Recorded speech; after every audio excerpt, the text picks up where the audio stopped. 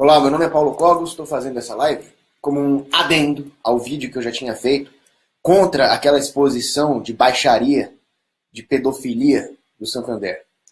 E aí saiu na Veja um monte de críticas àqueles que justamente lutaram contra essa exposição maldita, chamando-os de obscurantistas. E aqui eu me vejo obrigado a fazer mais um vídeo, já que aquele panfletinho esquerdista que é a Veja, bando de demônios, aquilo lá mais parece o Grama do Partido Comunista Cubano, pela Veja nojenta, chama o MBL de obscurantistas. A única coisa boa que o MBL fez na vida deles, na existência deles, foi acabar com aquela exposição satânica. Foi a única coisa boa que o MBL fez na vida deles, porque eles também são esquerdistas. Então, eis aqui um vídeo. Um beijinho para Paloma Álvares. Olá, Thiago Silva. Então, antes de começar, eu vou cantar rapidinho uma musiquinha. Sertão vazio, gigante adormecido, coração ferido por golpes fatais, ninho sem ave, jardim sem flor. Bom, o pessoal tá chegando aqui, vamos lá. Isso aqui é Tião Carreira e Pardinho. Chamam aqueles que quiseram o fim dessa exposição de censuradores, de obscurantistas. Dão vários exemplos de perseguição às artes. Vamos refutar tudo isso. Em primeiro lugar, o grande ponto aqui é que aquela exposição foi financiada com dinheiro roubado da população através de impostos. Imposto, obviamente, é roubo. Só aí era para acabar. Podia ser uma exposição de anjinhos do Botticelli. Se é com dinheiro roubado, não deve ser feita. Fim. Se nós legitimarmos a imoralidade do roubo, como nós poderíamos falar em critérios estéticos? Já dizia Platão, o bom, o belo e o verdadeiro andam juntos. Um roubo não é bom, é imoral. Você não tem moral para falar de estética se você financia a estética da maneira imoral que é o roubo, que é o imposto. Muito bem. Tendo dito isso, fica evidente também por que aquela exposição do Santander era tão lixo, tinha uma qualidade artística tão baixa. Nem estou entrando ainda na imoralidade da pedofilia que eles faziam propaganda. Já vamos falar disso também. Mas por que aquilo era tão podre? Porque era subsidiado. Ao longo da história da humanidade, os artistas sempre competiram por mecenas, por benefactors, gente que financiasse a arte deles. Eram pessoas que podiam ser imorais, podiam ser assassinas, podiam ser ladrões, podiam ser estadistas, mas que tinham um certo bom gosto artístico.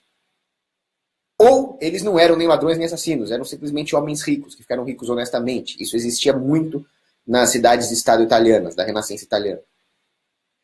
E esses mecenas procuravam bons artistas. A própria Igreja Católica, sempre preocupada em manter a fé dos fiéis, procurava artistas que pudessem criar pinturas, esculturas, que funcionavam como a Bíblia do homem pobre.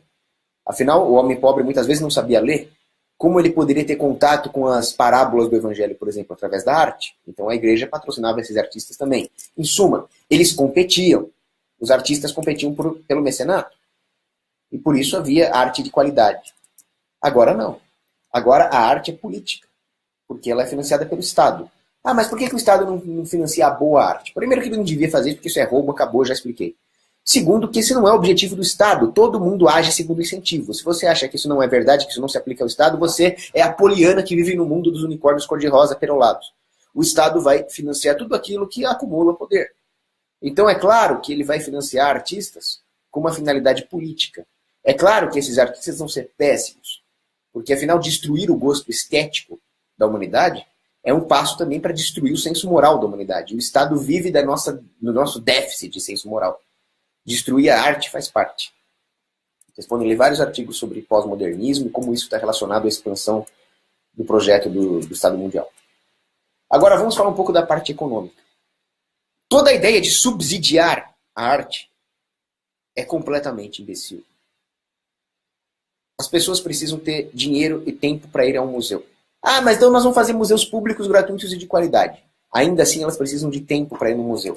Numa economia taxada e regulada, as pessoas trabalham o dia inteiro, depois chegam em casa cansadas e não tem saco de ir para museu. A apreciação artística verdadeira que ocorre no museu deve ser totalmente voluntária. E um museu não deve ser uma estrutura ad hoc, para educar as pessoas ou transmitir algum senso de nacionalismo cultural para elas. As pessoas simplesmente devem ter tempo, disposição para cultivar a sua própria apreciação artística. No mundo regulado, no mundo taxado, e os impostos destroem a economia, a pessoa vai estar preocupada com a sua subsistência. Ela vai estar mais preocupada em como ela vai pagar as contas do que em apreciar um Giotto, por exemplo. Então, subsidiar as artes é completamente contraproducente. Agora, se a economia for bem e ela produzir bens alimentícios, medicamentos, de forma cada vez mais barata, as pessoas vão ter tempo e dinheiro para ir no museu e cultivar essa apreciação artística mais elevada. Mas essa apreciação artística está num nível acima da pirâmide de Maslow. Ela não vai conseguir chegar nesse nível da pirâmide de Maslow sem garantir aquilo que está embaixo, que é comida, ar, segurança. E para ter comida, segurança, ar limpo, nós temos que acabar com o governo. E não deixar com que ele controle as artes. Como eu já disse, isso tira os recursos que as pessoas têm para apreciar a arte. Isso distorce as artes, gerando essa arte lixo que nós vemos aí nas exposições pós-modernas. E isso nós podemos ver ao longo da história. Por exemplo, Bastiat, o grande Frederic Bastiat, discutiu com um sujeitinho lá chamado Lamartine, não sei quem é esse cara. Mas o Bastiat estava discutindo com o Lamartine porque o Lamartine dizia que as artes, os museus têm que ser subsidiados pelo Estado para serem públicos, gratuitos e de qualidade. O que o Bastiat falou? As nossas exposições governamentais são doentias. Elas são ad hoc, para fins políticos. E aí ele mostrou uma exposição que estava tendo em Londres, que ele falava, essa é uma exposição de arte humana, genuína, espontânea, verdadeiramente artística, e não tem um único centavo de dinheiro estatal financiando ela. O Bastiat mostrou ali. Ele sim tinha um bom gosto artístico. E se nós formos olhar a história dos museus, nós vemos que ao contrário do que você vai achar aí nos sites mainstream, eles não dependeram do Estado para existir, e o acesso ao público tampouco. Isso depende, pelo contrário, de pessoas ricas que voluntariamente, caritativamente, dispuseram as suas coleções de artes para o público como um legado para a humanidade. Isso está na história dos principais museus. Durante a Idade Média, durante o Early Modern Age, isso acontecia de maneira muito limitada. Afinal, você não pode deixar o povão entrar com aquele monte de peça de arte valiosa ali, não existia tecnologia de vidro blindado na época. Então é claro que foi limitado. Mas os grandes museus surgiram mais ou menos da mesma forma. Grandes colecionadores de arte que resolveram dispor a sua coleção para apreciação do público como um legado para a humanidade. Eu disse isso. Isso aconteceu com Elias Ashmole, né, do Museu Ashmole. Isso aconteceu, por exemplo, com a Society of Dilettanti. Eram homens ricos de classe alta, né, alta burguesia, que apreciavam as artes. E eles decidiram que a humanidade também poderia apreciá-la. E assim eles financiavam exposições. Isso lá para os idos do século XVIII, na Inglaterra. Então, com isso, os museus foram se expandindo. No século XVII, por exemplo, lá para 1600 e pouco, ali, o Museu Ashmole foi o primeiro museu aberto ao público controlado por uma empresa. Isso é contrário ao que dizem o pessoal fã da Revolução Francesa. O pessoal fã da Revolução Francesa fala, primeira exposição pública foi no Louvre, graças aos revolucionários franceses. É mentira! É mentira! Os Luizes já colocavam as suas coleções à disposição do público.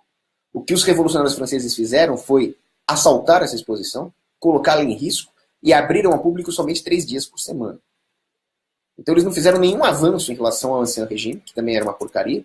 E como nós vimos, os museus de verdade eram iniciativa privada, iniciativa de mecenas e apreciadores de arte. Fim. Agora, se você pegar um cara que estuda a sociologia dos museus, Kenneth Hudson, ele se autodefine como um antimuseologista. O cara é muito bom. Ele mostra que os museus estão tomando o lugar das obras de arte. As pessoas não vão ao museu para apreciar o museu. Elas vão apreciar o acervo do museu. E o Kenneth Hudson, esse antimuseologista, ele mostra que está acontecendo um fenômeno perigoso. Os museus estão tomando o lugar do acervo. O museu é visitado. E o museu promove, então, coisas como comunicação, interação. Não é mais uma exposição, uma experiência. It's an experience. Tudo isso com finalidades políticas. Ele diz que no terceiro mundo existe a finalidade de reforçar a identidade nacional. Nacionalismo. Coisa meio Bolsonaro aí, né? E no primeiro mundo, às vezes, é até pior. É a função de desconstrução das tradições civilizacionais. Sendo que as obras de arte deveriam ser exatamente o contrário disso. Ou se elas nem deveriam ter nenhuma função ad hoc, né, para usar a filosofia aí do Oscar Wilde. Agora, o que está acontecendo, por exemplo, na China? Partido Comunista ali. A China faz exposições de instrumentos usados para controle de natalidade. Uma coisa que você não vai encontrar no Ocidente. Que é isso? Ad hoc da agenda política chinesa, Partido Comunista. E aqui está acontecendo a mesma coisa. É o que nós vimos na exposição do Santander. Não era uma exposição de arte. Era um ad hoc para promover uma ideologia maldita, uma ideologia demoníaca, que é a ideologia de gênero. Que não faz nenhum sentido filosófico, teológico, psicológico, médico, não tem nada a ver isso. Ideologia de gênero. Isso é coisa do capeta. Ou pior que isso, para promover a pedofilia. Aí já é caso de entrar lá com fuzil. A pedofilia já é caso de fuzil. Quem é o pedófilo? É palhaçada já. Então essas são as ideias de Kenneth Hudson. Ele também, como historiador dos museus, o cara é muito bom. Ele mostra o seguinte: a presença do público dentro dos museus não é uma questão de promovê-las publicamente. Mas ela foi acontecendo, ela foi se difundindo à medida que o capitalismo industrial foi avançando e aumentando a qualidade de vida dos pobres. Você não tem o que comer. Você não tem onde cair morto. Você vai em museu? Agora, vem o capitalismo industrial, te dá um padrão de vida. Você já tem o que comer, você já tem o que vestir. Aí você vai no museu. Então ele mostra, na sua historiografia dos museus, isso. Agora, a hora que vem essa esquerdinha nojenta e vem falar que aquela porcaria que tinha no Museu do Santander é arte, nós estamos insultando aquilo que é arte verdadeira. É aquilo que eu falo, social-democracia vai chegar em tudo que o comunismo tem, de ruim, por vias ainda piores, mais desonradas. Porque se você for olhar de novo para a China, eles já chegaram lá a ponto, não só de promover um lixo e chamar aquilo de arte, como também, vou falar coisa pior aqui, de falar que aquilo que é arte verdadeiramente não é mais arte. Isso é grave. Então, você pega os turistas que vão lá no museu na China, né? Aí os caras visitam uma fábrica de cerâmicas ali, de artesanato cerâmico, que existe há 600 anos. O bagulho existe desde 1400. É muito louco. Aí vem o governo chinês, lá, os guias turísticos chineses, e falam, olha, na verdade, essas cerâmicas antes dessa época de 1400 não valem nada. Eles só começaram a produzir alguma coisa com valor artístico a partir de 1949. O que é 1949? Mao Tse-tung. É a Revolução Comunista. Quer dizer, só é arte aquilo que foi produzido no comunismo.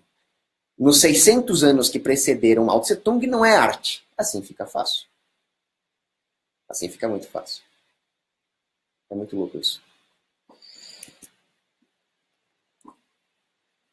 É o que está acontecendo hoje.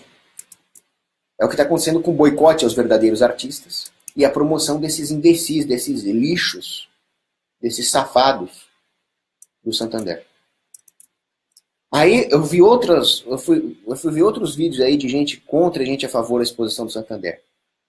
Vou rapidamente fazer um parênteses aqui sobre censura. O pessoal nos chama de censuradores, chamou a MBL de obscurantista, não que o MBL vale alguma coisa, mas dessa vez eles estavam certos, aquele relógio parado que está certo 2 vezes por dia, né? Mas a Veja ainda consegue xingar a única coisa boa que eles fizeram. Tudo bem. Vamos falar. Pedofilia. Isso é um crime, isso é uma coisa dantesca, isso é uma coisa mefistotélica. Isso tem que ser combatido pela força das armas. O sujeito que promove pedofilia tem que ser morto. E é o que a exposição do Santander está fazendo. Além deles não terem nenhum direito à propriedade, porque foi feito tudo com dinheiro roubado, ainda por cima os desgraçados promovem a pedofilia? Amigo, Dracarys, chega com o dragão lá, manda a Daenerys Targaryen, chega lá com o dragão, Dracarys. É o que eles mereciam. Agora, você vê que coisa interessante? Você pode fazer uma exposição com arte pedófila, você pode botar uma... Não, vou te falar pior. Não era só arte pedófila. Eles colocavam lá um negócio interativo que a criancinha vestia uma espécie de armadura bioquímica lá, parecia um negócio daquelas equipes Hazmat, sabe? Hazardous Material. Para fazer experiências sexuais ali, as crianças experimentarem os sexos do sexo. Um negócio que dá vontade de vomitar. Criancinhas fazendo isso. Aí não é mais questão nem de censura, de moralismo. Isso aí é crime. Isso aí é um estupro. Isso aí tem que entrar lá com comandos armados de submetralhadoras HK MP5 e passar fogo nesses filhos da puta. Como é que eles fazem isso com uma criança? Imagina o seu filho, rapaz. Imagina você ter uma criancinha lá, uma menininha lá de 6 anos de idade, você leva ela no museu para ela ficar fazendo uma experiência interativa de sexo pedófilo ali. Fala se não tem que matar esses caras.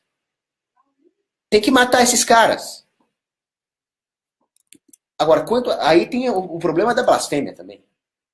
Eles blasfemaram, eles colocaram símbolos religiosos ali do cristianismo e blasfemaram contra o cristianismo. Eu já falei no meu vídeo que blasfêmia não é crime e que você deve corrigir o blasfemo com amor cristão. Eu já falei isso. Que não existe outra maneira de converter alguém ao cristianismo senão mostrando o amor de Cristo a eles. Agora, uma coisa é verdade. Você tem o direito de destruir os meios, eu já falei isso no meu outro vídeo, você tem direito de destruir os meios que eles usam para blasfemar. Então, já dizia São João Crisóstomo, se na rua ou na praça ouves alguém que blasfema contra Deus, vai lá e desce a mão, golpeia-o, dá-lhe uma bofetada, santifica a tua mão, dando bofetada nele. Existem situações em que eu defendo isso mesmo. Ah, mas o PNA, eu já falei em vários vídeos, eu sou anarcocapitalista, eu não sou libertário puro, PNAlista. Se você tiver que corrigir um pecador, fazendo essa blasfêmia aí, descendo-lhe a mão na cara, vai lá e santifica a tua mão. PNA não é absoluto, absoluto é a vontade de Deus. Não vem me chamar de comunista, de socialista, não, porque eu defendo a abolição completa do Estado. Eu continuo sendo anarcocapitalista e se até um bando de comunistas como o MBL se dizem libertários, com muito mais razão eu também posso me dizer libertário. Não é porque eu não acredito no absolutismo do PNA que eu não sou um libertário puro. Né, justamente por isso. Aí tem a questão das hóstias, que também me perguntaram. Eles tinham hóstias ali com palavrões, com impropérios escritos. Bom, se a hóstia não é consagrada, é uma falta de respeito sem nome, você fazer isso com a hóstia. Mas ainda cabe a correção com caridade. Agora, se eles pegarem uma hóstia consagrada, eu não sei se foi o caso, espero que não. Agora, se eles pegarem uma hóstia consagrada e fizerem isso, meu amigo, aí você pode entrar lá com um tanque, cara. Você pode entrar lá com um T-14. Aí alguém me pergunta o seguinte, por que você acha belo e moral aquilo que o Charlie Hebdo fez com o Islã e acha imoral aquilo que a exposição do Santander fez com os símbolos cristãos? Eu sou católico. A Igreja Católica é a religião verdadeira revelada por Deus. Aí você pode zoar as outras. Você só não pode zoar a católica. Essa é a minha posição. Não concorda? Vai ver um youtuber ateu. Eu sou um youtuber católico. Vai ver um ateu. Essa é a minha posição. Como diria o Bolsonaro, não, essa é a minha ideia, acabou, pô. Tá contente, você trabalha quanto vai chegar na comissão, tá ok? Acabou. Aí tem outra questão aqui. Se vocês forem parar pra pensar, esses caras, é o que eu tava falando, eles permitem e acham bonitinho uma exposição com pedofilia. Já pensaram nisso? Agora, você vai fazer uma propaganda de imóvel com a modelo bonitona ali, a Alésia, aí eles são contra. Multa de 200 mil reais para quem fizer um comercial de cerveja com a modelo de biquíni. Me diz uma coisa, meu amigo. Por que uma exposição de pedofilia é subsidiada com dinheiro roubado do trabalhador? E por que alguém que faz uma propaganda de cerveja com uma bela modelo é multado? Alguém pode me explicar isso? Isso tem explicação. Parece uma coisa ininteligível. Mas a explicação está em Herbert Motherfucking Marcuse. Se chama tolerância repressiva. Esses canalhas lazarentos da escola de Frankfurt já previram isso. Eles falam na tolerância repressiva. Então, em nome da tolerância, nós vamos reprimir tudo aquilo que não for tolerante. Mas e aqueles que não compactuam com nossos ideais? Reprimam-os, multe-os, censure-os. Tudo em nome da tolerância. Seria o equivalente no 1984 ao conceito de duplo pensar. Não é uma explicação lógica, porque a lógica não se aplica aqui. distorcer a lógica é uma das ferramentas deles. Eles distorcem tudo, a ética, a estética, a moralidade e, obviamente, a lógica. Então, não tem lógica. A tolerância repressiva não tem lógica. Mas é justamente para fazer o seu opositor parecer um vilão. Você vai ser intolerante com ele. Para que aquilo que vá contra a agenda da esquerda pareça tão abominável que até os tolerantes não toleram. Esse é o objetivo da escola de Frankfurt. Portanto, você pegar uma bela moça muito bem feita, muito bem constituída e fazer uma propaganda de cerveja, isso não pode. Agora, fazer uma experiência interativa de pedofilia com criancinhas, com dinheiro roubado do trabalhador, aí pode. Não tem lógica. Você vai usar argumentos com esses caras? Não, você não vai usar argumentos com esses caras. O que funciona com esses caras? Já que eles não entendem a lógica, tem uma coisa que eles sempre vão entender, porque você vai usar uma katana para cortar esses caras ao meio. Isso aqui eles vão entender. Não a lógica. Aí eu concordo. Pega uma katana e parte a cabeça deles. Ah, você acha que não existe verdade objetiva? Você acha que a realidade é ilusória? Então refuta essa katana no meio do seu crânio. Miyamoto Musashi, motherfucker. Quero ver. Acabou, essa é a minha ideia. Aí eu vi um outro vídeo lá da Madeleine Lasco. Madeleine Lasco, que era a jornalista da Jovem Pan. Isso vale a pena ser comentado também. Aí ela fala, vocês têm que entender que pedofilia é diferente de abuso sexual. Vocês têm que punir aquele que comete abuso sexual, não aquele que comete pedofilia. Já tá relativo. Eu não vou fazer uma acusação maldosa contra ela. Ela não tá defendendo a pedofilia. Mas ela tá errada. Ela tá errada pelo seguinte. O cara que comete abuso sexual, ele tem que ser torturado e morto. Mas isso não exime a culpa do pedófilo. Da mesma forma que a existência de um latrocida não exime a culpa do furtador de galinha. Comparação infeliz, afinal, pedofilia é muito pior do que um furto de galinha. E se você for ver, toda essa ideia de pegar leve com pedófilo, de pegar leve com estuprador de criança, está incutida nas mesmas ideias daqueles que promovem a ideologia de gênero. E isso deve ser dito. Um dos piores sujeitos que já existiu na face da Terra é o tal do Kinsey, que produziu o relatório Kinsey, o relatório da sexualidade humana que é usado pela ONU, pela OMS, por esses globalistas nojentos do inferno. Esse tal de Kinsey, ele usava como amostra dos seus estudos nazistas que abusavam de crianças judias. Olha o nível dos caras. Ele também advogava a redução da pena e até a anistia para esses nazistas pedófilos, dizendo que 95% dos homens praticavam atos sexuais contra crianças. Quer dizer, está caluniando todo mundo. E com isso ele relativizava. Então essa ideia de achar que pedofilia é normal, o problema é só quando encosta, não é normal e tem que ser punido. Não vamos cair nessa esparrela desses globalistas safados. Os caras que promovem ideologia de gênero, com o aval da ONU, esses caras são os piores canalhas que existiram na face do universo. São ONGs que trabalham para a ONU. São ONGs que promovem essa ideologia e outras formas de promovê-la, como por exemplo a própria exposição artística, através da Unesco. Uma dessas organizações é a tal da ILGA, lá das lésbicas e gays do cacete A4 lá. Esses caras eram ligados a uma outra organização chamada NAMBLA. A NAMBLA era uma organização que promovia a pedofilia. Então, a ONG que promove a ideologia de gênero dentro da ONU e que recebeu o status de colaborador oficial da ONU, caramba, é ligada diretamente a pedófilos.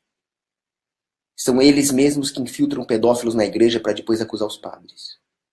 É nesse nível que eu estou falando. Esses caras deviam ser todos mortos.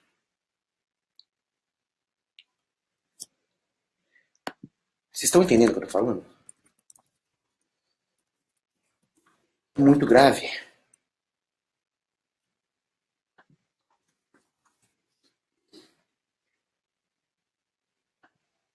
Não sei mais o que dizer. Bom, vou responder as perguntas, vai. Esse assunto me dá um ódio. Ah, sim, tem mais... Não, deixa eu responder essa pergunta. Não vou falar, vai. Tem uma outra coisa que tem que ser dita aqui para finalizar o vídeo, para concluir o vídeo, que é uma coisa muito importante. Existe uma coisa que um linguista chamado Austin chamou de expressão performática. A expressão performática, ela é diferente de uma constatação. Ao ser dita, ela altera o tecido da realidade. Uma ordem, um contrato verbal, por exemplo, seria um desses casos aí de exposição performática, como é que ele chamava? Performative utterance, né? Texto performático. A esquerda parasitou essa ideia. Então, se antes um imperativo, uma ordem, poderia alterar a ordem da realidade, agora o que a esquerda faz? Eles fazem aquilo que é uma falsa constatação e a tomam por texto performativo. Não alterando a realidade, mas distorcendo a percepção que nós temos dessa realidade. Vou dar um exemplo. Se eu chegar para alguém, um funcionário meu, e falo, a partir de agora você vai ter um aumento. Isso não é uma constatação. Eu não cheguei para ele e falei quanto ele ganha. Eu falei que agora ele vai ter um aumento. Isso faz com que eu tenha uma obrigação implícita que eu contraí com ele, que eu devo dar um aumento para ele. Então isso alterou o tecido da realidade. Muito bem. Se eu chegar para um fascista e falar, você é um fascista, eu estou fazendo uma constatação. Agora, o que a esquerda faz é chegar para alguém e falar, você é um fascista. Sem que o cara seja fascista. Afinal, a esquerda não faz a putésima ideia do que seja fascismo. Eles são os piores fascistas. Mas no momento que a esquerda diz isso, ele altera a percepção da realidade. Esta falsa constatação, essa calúnia da esquerda é tomada pela opinião pública como um texto performático de Austin. E aí nós vemos o opositor da esquerda como um genuíno fascista, coisa que ele não é. Todo mundo sabe disso, todo mundo que já discutiu com uma feminista, com uma feminazi, com uma esquerdalha sabe disso. Cara, primeira coisa que... Uma vez eu fui lá na Fefeleche, né? Aí eu fui lá e falei, a USP tem que ser privatizada. O que a feministinha falou pra mim? Você é um branco fascista! Eu falei pra ela, você sabe o que é fascismo? Defina fascismo. Você que é fascista, carrocrata, heteronormativo. Defina fascismo. Ela não sabia definir fascismo. Fascismo é, por definição, o conluio que existe entre o Estado e o poder corporativo. E é claro que existem grandes corporações interessadas na imbecilização das pessoas através do ensino público. Ela não sabia definir isso. Mas onde eu quero chegar? O que eu quero chegar é que a esquerda também usa essa distorção do texto performático para promover alguma coisa que não merecia ser promovida. Assim como eles tentam destruir a imagem de alguém acusando de fascista, eles tentam elevar cocô, eles tentam elevar lixo à condição de arte, simplesmente dizendo que aquilo é arte. Então eu pego uma porcaria de um mictório, coloco aqui, o outro artista vem e caga em cima da exposição e fala, isso é arte. Pronto, texto performático. Alterou a ordem da realidade. Alterou a ordem natural. Agora aquela merda é arte. Não, não é arte. Aquilo é um cocô. Só porque um comunistinha, pedófilo, depravado sexual e fracassado, que não seria ninguém sem o subsídio do governo, falou que é arte, não é arte. Agora eu vou responder as perguntas.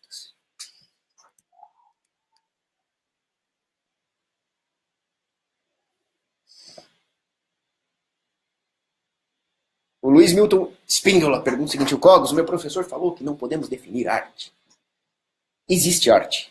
O fato de nós termos dificuldade em defini-lo não muda o fato de que existem coisas que são arte. E justamente o pós-modernismo tenta fazer isso. Eles tentam ver até onde nós aceitamos o lixo como arte. Até onde nós podemos ir sem enxergar os limites do bom senso entre o que é arte e o que não é arte. Eu falei, vê o meu outro vídeo, eu explico bem essa parte.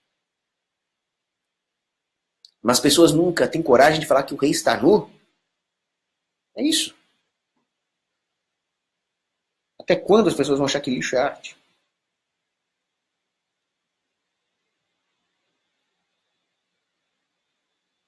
Paloma Alvarez, concordo com você. Aquilo é lixo globalista.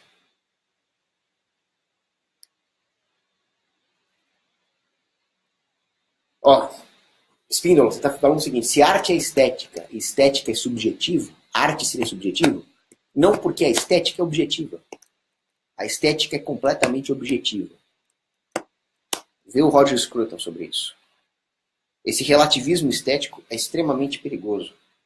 Porque o que seria o belo? Existem várias definições de belo, mas no final das contas seria a adequação do ser à sua própria plenitude. Tem várias maneiras de definir a arte. Já falaram que ela seria a plenitude da forma. Gregos falavam isso. Falaram que ela seria a adequação de um objeto ao seu uso. O fato é que você precisa ir para uma definição mais metafísica de arte, como de estética, como os escolásticos, São Tomás de Aquino faziam. Então ela seria a adequação do ser à sua própria plenitude. Isso é completamente objetivo. É difícil de acessar para nós, mas não deixa de ser objetivo. A ideia do relativismo estético é contrária ao nosso próprio instinto. Por exemplo, o que é uma moça bonita? É claro que cada um tem o seu gosto pessoal. Isso não torna a estética de uma moça bonita algo relativo. Significa apenas que ele está sendo ponderado pela nossa individualidade, né? Se adaptando às contingências. Isso ainda é objetivo. Mas o fato é que a beleza da moça é indissociável, por exemplo, dos critérios objetivos da medicina para dizer o que é saúde. Isso é bem óbvio. Uma moça muito magra, uma moça muito gorda é feia. A doença, a corrupção da carne é feia. Por quê? Porque nós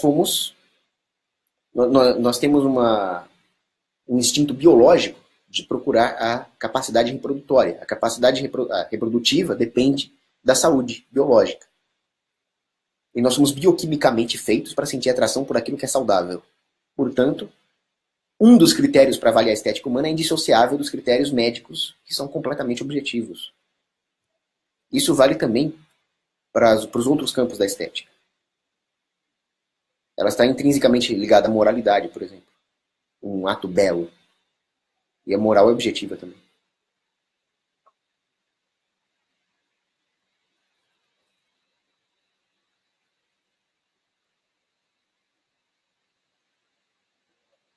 O Luan Veras pergunta por que há tantos ANCAPs ou libertários criticando o conservadorismo. Porque eles têm medo. Eles acham que conservador é um cara que quer proibir as drogas, é o Bolsonaro. Isso tem que acabar. Esses caras nem são conservadores. Nós temos que ter definições corretas. A grande guerra da esquerda é distorcer a realidade. A esquerda é excelente nisso. Por isso que é tão difícil, às vezes, convencer as pessoas. Refutar a esquerda é fácil. Mas é difícil convencer as pessoas de que a esquerda está errada. Por quê? Porque para você convencer alguém que a esquerda está errada, você precisa fazer a pessoa entender o que é a realidade. Ela precisa, então, entender conceitos de ontologia, de metafísica, de estética, de moral, de epistemologia. E a esquerda não precisa fazer nada disso. A esquerda só precisa colocar minhoca na cabeça das pessoas. Aí, destirar as minhocas é mais difícil. Fazer as pessoas compreenderem a realidade, entender o que é a verdade, é mais difícil, muitas vezes, do que fazer a propaganda e a manipulação e a engenharia social, que são a especialidade da esquerda. Inclusive, a esquerda trabalha com a distorção das definições. Eu vou fazer uma live sobre isso, sobre como o conceito de conservadorismo foi distorcido pela própria esquerda. Sabe aquela onda conservadora que o Brasil estaria vivendo, que o Leandro Carnal gosta de falar? Carecão, né? Deixa eu ver. Parece que eu tô careca? O Brasil está vivendo uma onda conservadora. Não, não tá. Eu vou fazer uma live sobre isso.